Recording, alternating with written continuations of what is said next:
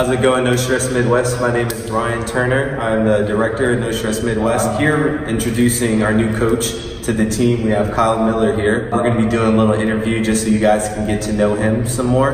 I'll be asking him some questions and you'll be able to catch him out doing a lot of the trainings moving forward, starting late this spring and then moving forward all the way from there.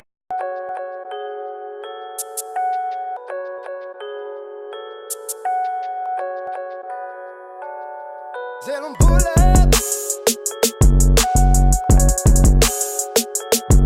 Tell them pull up. Pull up.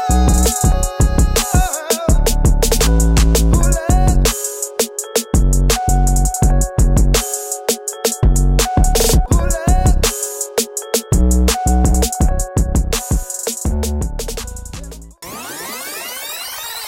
up. Lights, camera. Started playing soccer when I was 4 years old. Started off recreational, so just playing with a bunch of my friends. My parents signed me up. And then it was right around 5th grade is where I moved into the now Sporting Blue Valley club association. It was called Blue Valley Stars back then. So that's when I really got my first taste of competitive soccer. Really started to develop the love of the game, consistently training 2-3 times a week. And then it was right around 7th or 8th grade, and that's when I first got introduced to my club coach, John Perry. Peter Vermees was playing back with the Wizards and coaching in the program. Since then is when my love of the game really started to take off even more. Really getting good training, and I definitely look back at those days fondly as some of the most pivotal times growing up. Played high school ball, so they didn't have academy back then, so we would play club in the spring, and then we played fall when we got to high school with our high school. Played 4 great years at Aquinas. It's a really good soccer tradition. Had a blast because I played with all my friends. We had some huge games. That was against Rockers, some of the local rivals, the Blue Valley schools. So those were some great times playing in front. That's when I really got my first taste of playing in front of crowds that were big, over thousands of people. So when I got to Rockers, that was another great experience. It's just another step up. So each level you play, from club into high school into college, just the level of play, the physicality, just goes up and up and up. So it really took me a couple years when I got to Rockers. I played right away as a freshman, but it wasn't until my sophomore and junior year, consistently playing, getting stronger as a player, is where I really had the confidence in myself that I could actually do this and play with high quality players. Probably about a couple weeks after my last game at Rockers, I knew I was going to get invited to a preseason with Sporting Kansas City. I had a conversation with Coach Vermees, and he was the general manager at the time too. So I knew right away after that last game, I knew I had to stay in shape. I couldn't let myself go, so I was training every day. So I knew that invite was coming, and then the Super Draft came around, which was January or second week in January, and it was actually in Kansas City. So it was the 3rd round, and that's when my dreams became a reality. Sporting Kansas City actually drafted me in the 3rd round. I had no idea it was coming, so it was an awesome surprise. And I just remember getting the call from PV. I was just in awe. And a couple days later I had to report, and that's when the dream became the reality.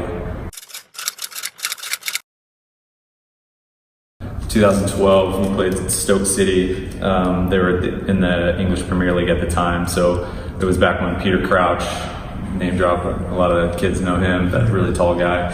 He was on the field, and I was playing forward, goalie miskicks it, I'm probably about 40 yards away, and it goes right to my head, and I just header it right over the goal and actually tied the game. So just playing against all those guys, I mean, I watched all those EPL guys growing up, and to share the field with them and actually score a goal in front of all my friends and family, it was easily the best goal I've scored.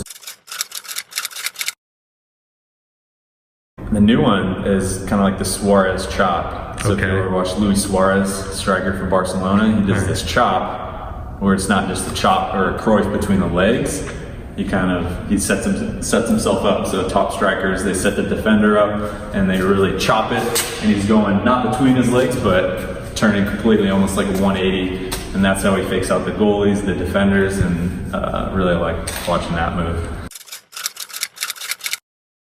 Yeah, the transition was actually really smooth. I was playing my last year professionally in Atlanta, and I was coaching a club team down there and doing some private small group training. So I knew I've been doing that consistently for about 6 months, and so I knew, you know, whatever happened after that year, I wanted to start getting into some team coaching, club coaching. So it was really smooth. I gained a lot of experience through that, and I just really have a passion for helping people, and the best way I can do that is through soccer. Helping the kids grow.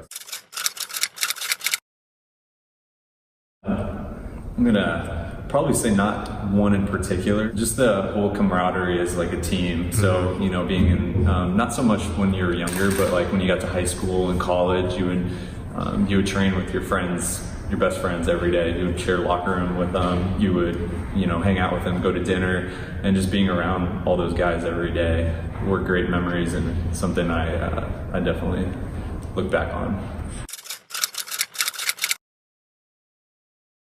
I really enjoyed the one that sticks out to me is when I traveled with Sporting. We played a Champions League game, a group game in Nicaragua. Okay. It was in this small town called Esteli. It was about an hour north of the capital down there. It was kind of in the foothills of the Nicaraguan mountains, so beautiful scenery. I love geography. Yeah. And kind of getting outside. But it was a small stadium, probably about 7,000 people. So we entered, where we got into the stadium an hour and a half, 2 hours before game. People were inside, just already chanting, and for sure, obviously, you know, getting into us a little bit. Yeah. That was a really good, probably the best kind of stadium that you played in. How did that result go? We ended up winning 1-0. Awesome, yeah. Awesome. I love that. Yeah.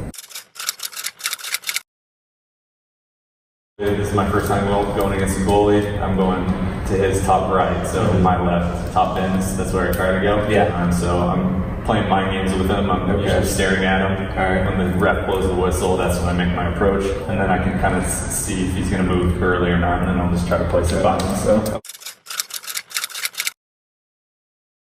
Yeah, just being active, you know, working out. Even once the weather gets warmer, I'm outside doing walking, hiking. Yeah. Trying to stay outside and active. Obviously doing that with my friends. And then I like to travel as well whenever time permits.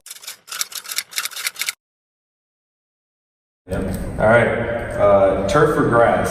What are you thinking? Natural grass. Grass? All day. Short. Okay. Gotta be short. Yeah. Well manicured. Yeah. Adidas or Nike? That's a big question here that the fans have been wanting to know about you, Kyle. Adidas. Growing up, I was Nike. But yeah, when I got into high school, Predators. Yeah. My favorite boot. Favorite MLS team? Would you say Sporting? Favorite MLS? Yeah, I gotta go to Sporting. Favorite club team overall? Oh, that's a tough one. I'm not like a diehard fan of anyone. I just like watching football, quality football. Yeah. But I would say probably the first team I watched when they started showing the games over here in the States was Liverpool. All right, so Champions League 2019. Who you have within the? I'm gonna go Liverpool Barca in the final. Liverpool Barca final. Okay. Barca wins it. Barca. Okay. All right. That's my prediction. Cool. Well, hey, Kyle. Thanks, man. Thank you, Brian.